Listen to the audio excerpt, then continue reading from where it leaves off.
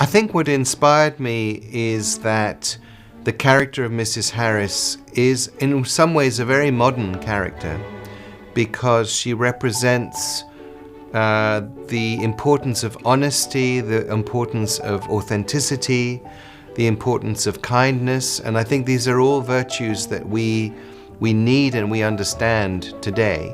There were previous adaptations of this book, and I thought that there was space to make changes that were still authentic to the period, but would feel more appropriate for a modern audience.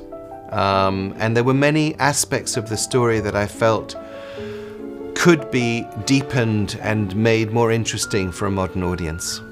I think everyone can relate to becoming obsessed with acquiring something that's absolutely unattainable, whether it's a Lamborghini or a piece of haute couture. I think everyone has a materialistic gene in their body that wants something beautiful and unattainable. So I suppose I could relate to it on that level.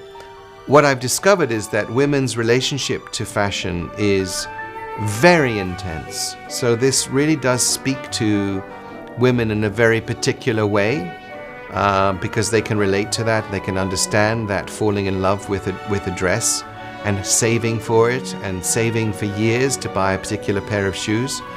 But the film is about much more than that. The dress is a catalyst in a way for change, and what falling in love with this dress results in for Ada is an entire new chapter in her life where she grows in confidence, meets a great number of new people, makes lots of friends, influences the house of Dior, and comes back a different person. So somebody who's much more available to open her heart. So in a way, the dress is just a jumping off point for a much bigger emotional adventure.